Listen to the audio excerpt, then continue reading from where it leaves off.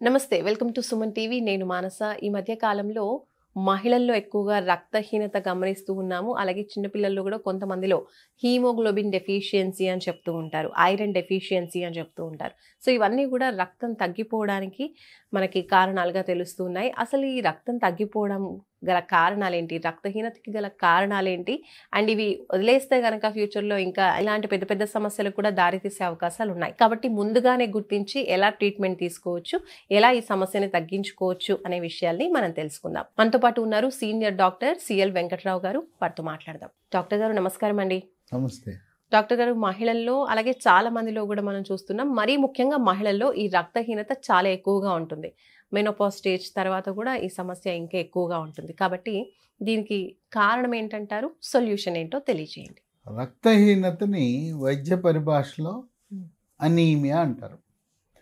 రక్తహీనత మహిళల్లో అధికంగా ఉంటుంది. పిల్లలకి ఉండొచ్చు, మగవారిలో కూడా ఉండొచ్చు.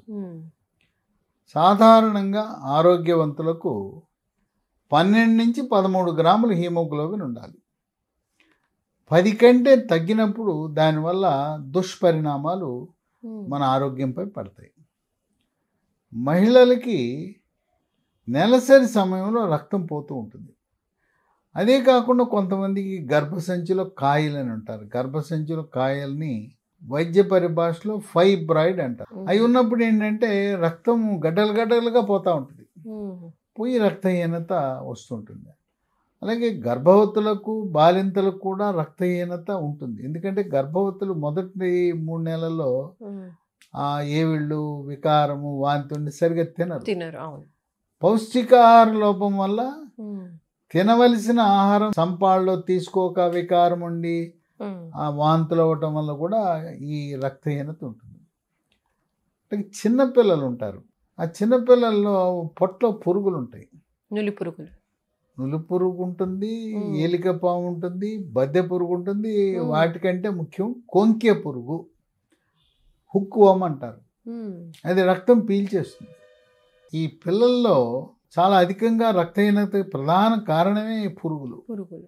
పొట్ట చుట్టూ నొప్పి అంటారు, ఒడి చుట్టూ నొప్పి అంటారు, ఒంటి మీద తెల్లటి మచ్చలు వస్తాయి. ఈ పిల్లలు కానీ పెద్దవాళ్ళు కానీ పొట్టలో పురుగులు ఉంటే గుణం ఏంటంటే వాళ్ళు బలపాలు తింటాం, చాక్ పీసులు తింటాం, బొగ్గు తింటాం, బియ్యం ఉంటాయి, పచ్చి బియ్యం, అవి తినేస్తుంటారు. ఇంకొంతమంది మట్టే తింటారు. ఇవన్నీ తింటున్నారంటే మనకు ఖచ్చితంగా పొట్టలో పురుగులు ఉన్నాయని లెక్క. ఆ పురుగుల వల్ల కూడా రక్తహీనత ఉంటుంది. ఇంకోటి ఏంటంటే 50 ఏళ్ళు దాటిన వాళ్ళకి ఎవరికైనా రక్తహీనత ఉందంటే ఇంకొక అనుమానం మనకు కలగాలి. ఈ రోజుల్లో క్యాన్సర్లు ఎక్కువైపోయినాయి. రక్తహీనత క్యాన్సర్కి తొలి సంకేతంగా కూడా ఉండే అవకాశం ఉంది. అందువల్ల రక్తహీనతని మనం నిర్లక్ష్యం చేయకూడదు. కొంతమంది డాక్టర్లు ఐరన్ ఇంజక్షన్లు ఎక్కిచ్చేస్తాం, రక్తం ఎక్కించుకో. ఎందుకు రక్తం ఎక్కించుకోవాల్సిన అవసరం లేదు. రక్తం ఎక్కించుకునేది ఎప్పుడో తీవ్రమైన పరిస్థితుల్లో కానీ అవసరం లేదు. ఈ మందులు ఐరన్ ట్యాబ్లెట్లు వాడినప్పుడు పొట్ల వికారంగా ఉంటుంది. తర్వాత ఐరన్ ట్యాబ్లెట్లు వేస్తే అది వచ్చేస్తుంది, మలబద్ధకం ఉంటుంది. తర్వాత ఈ రక్తహీనత ఉన్న గర్భవతులు సమస్య ఏంటంటే వాళ్ళకి పుట్టే పిల్లలు బరువు తక్కువ పిల్లలు పుడతారు. కాన్పు కష్టం అవుతుంది.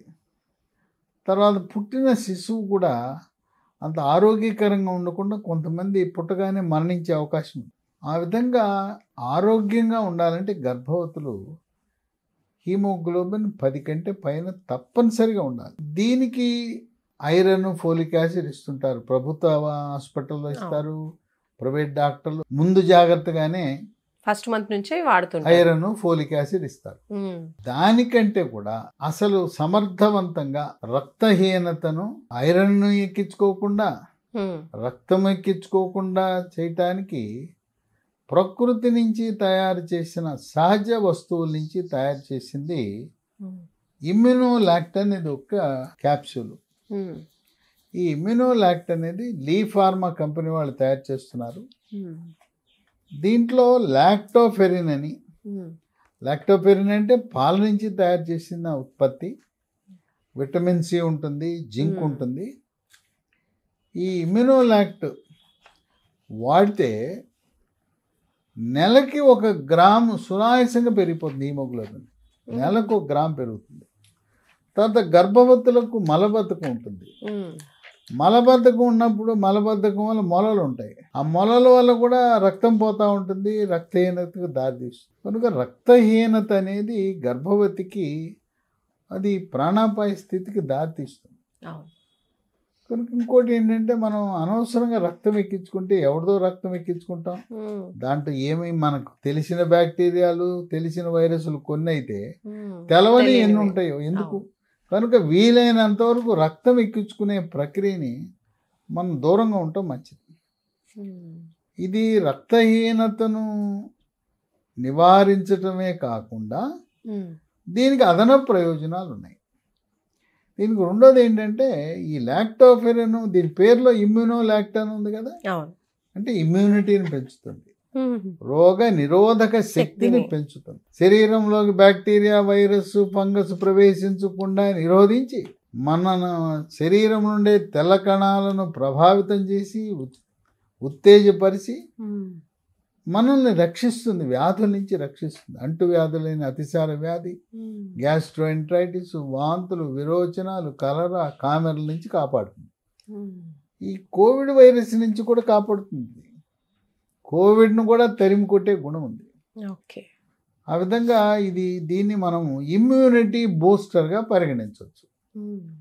రక్తహీనత నివారిస్తుంది, ఇమ్యూనిటీ బూస్ట్ చేస్తుంది. దీన్ని ఉదయం ఒకటి, రాత్రి ఒకటి 2 వాడాలి. రోజుకు 2, ఒక 3 నెలలు వాడితే పూర్తిగా సమర్థవంతంగా మనకు ఉండవలసిన హీమోగ్లోబిన్ లెవెల్కి వచ్చేస్తుంది. రెండోది రోగ నిరోధక శక్తి. ఇది వాడితే ఎముకల పటుత్వానికి ఉపయోగపడుతుంది, దంత ఆరోగ్యాన్ని కూడా కాపాడుతుంది. ఇక 4 జీర్ణశక్తిని మెరుగుపరుస్తుంది, అజీర్తిని తరిమి కొడుతుంది. కొన్ని రకాల క్యాన్సర్లను కూడా మనకు దూరం చేసే గుణం ఉంది ఈ ఇమ్యునోలాక్టిక్. ఇక 6, కొంతమంది ఈ లీ ఫార్మా కంపెనీ వాళ్ళు తయారు చేసే ఇమ్యునోలాక్ట్ అమెజాన్లో ఆన్లైన్ ద్వారా ఆర్డర్ పెట్టుకోవచ్చు. లేదా మనము వీళ్ళ వెబ్సైటే lehealthdomain.com అనేది కంపెనీ వాళ్ళ వెబ్సైట్, దాంట్లో ఆర్డర్ పెట్టుకోవచ్చు. లేదా మరొక 3 ఫోన్ నంబర్లు ఉన్నాయి, వాళ్ళకి ఫోన్ చేసినా మన ఇంటి దగ్గర పంపిస్తారు, కొరియర్లో పంపిస్తారు. 9100107481 9100100748 8977030218 9502897374. ఇది ప్రకృతి నుంచి ప్రసాదించిన వరము. ఎటువంటి రసాయనాల వినియోగం ఉండదు. మనం రోజువారీ వాడుకున్న ఇతర ట్యాబ్లెట్లతో పాటు కలిపి వాడుకోవచ్చు. వాటి వల్ల దీంతో వాటికి వీటికి రియాక్షన్లు రావు. ఇంతవరకు ఈ వాడిన వాళ్ళకి ఎవ్వరికి కూడా ఈ మందుల వల్ల సమస్య రాదు. ఏముంది, ఇవన్నీ ప్రకృతి నుంచి వచ్చిన లాక్టోఫెరిన్ అనేది పాల నుంచి వచ్చే ఉత్పత్తి. అందువల్ల రక్తహీనత ఉన్న మహిళలు కానీ, పురుషులు కానీ, పిల్లలు కానీ దీన్ని వాడటం చాలా మంచిది. అట్లాగే సహజ సిద్ధముగా రక్తం పెరగాలంటే ఆకుకూరలు తినాలి. ఆకుకూరలతో పాటు బెల్లం, తాటి బెల్లం కానీ, చెరుకు బెల్లం కానీ, బెల్లంలో కూడా ఐరన్ బాగా ఎక్కువ ఉంటుంది. అలాగే యాపిల్ పండు పైనుండే తోలుతో సహా తినాలి. ఆ విధంగా గర్భవతులు వాళ్ళ యొక్క హీమోగ్లోబిన్ 10 కంటే తక్కువ ఉంటే ఏమవుతుంది, హిమోగ్లోబిన్ తక్కువ ఉంటే మొహం ఉబ్బుతుంది, కాళ్ళు ఉబ్బుతాయి, 4 అడుగులు వేస్తే ఆయాసం, చిన్న పని చేసినా కూడా ఆయాసం వస్తుంది. అంటే గుండె దడ కొట్టుకుంటుంది. మామూలుగా మనం గుండె కొట్టుకున్నట్టు తెలవదు కదా. ఈ రక్తము తగ్గినప్పుడు గుండె వేగంగా కొట్టుకోవటం వల్ల మనం గుండె కొట్టుకున్నట్టు దడదడ తెలుస్తుంది. సౌండ్ తెలుస్తుంది. ఏ పని చేయలేరు, అన్నిటికీ నీరసమే. తర్వాత తల్లి ఆరోగ్యంగా లేకపోతే గర్భవతి పొట్టలో ఉండే శిశువు ఎట్లుంటుంది? తల్లి అనారోగ్యం ఉంటే శిశువు కూడా అనారోగ్యంతో ఉండి రేపు మరి జన్మించిన తర్వాత శిశువు అష్టకష్టాలు పడాల్సి ఉంటుంది. అందువల్ల రక్తాన్ని 10 గ్రాములు పైనుండేలా చూసుకోవటం చాలా శ్రేష్టము, శ్రేయస్కరం. ఇవి రోజుకి ఎన్ని టాబ్లెట్స్ తీసుకోవాలంటే? ఉదయం ఒకటి, రాత్రి ఒకటి, తిన్న తర్వాత వేసుకోవాలి. సో చూస్తున్నారు కదండి, ఇమ్యూనోలాక్ట్ అనే టాబ్లెట్ ఐరన్ డెఫిషియన్సీ అలాగే హ్యూమోగ్లోబిన్ తక్కువ ఉన్న వాళ్ళు, రక్త సమస్య అంటే రక్తహీనత ఉన్న వాళ్ళు ఈ టాబ్లెట్స్ వాడుకోవచ్చు. పిల్లలు, పెద్దవాళ్ళు, మహిళలు, మగవాళ్ళు అందరూ కూడా ఈ సమస్యలు ఉన్నవాళ్ళు వాడుకుంటే కనుక 3 monthsలోనే మంచి రిజల్ట్ అనేది ఉంటుంది అంటున్నారు. అలాగే గర్భవతులు కూడా ఈ టాబ్లెట్స్ని ఎలాంటి ఆలోచన లేకుండా చక్కగా వాడుకోవచ్చు అని డాక్టర్ గారు తెలియజేస్తున్నారు. మరి ఇవి కొనేది ఏ విధంగా అనంటే మనకి అమెజాన్లో ఉంటుంది, అలాగే lehealthdomain.com అనే వెబ్సైట్లో ఉంటుంది. అండ్ మీరు ఫోన్ చేసి బుక్ చేసుకోవాలనుకుంటే కూడా స్క్రీన్ పైన ఫోన్ నెంబర్స్ ఉంటాయి, అలా కూడా మీరు బుక్ చేసుకోవచ్చు. చూస్తూనే ఉండండి సుమన్ టీవీ. నమస్తే.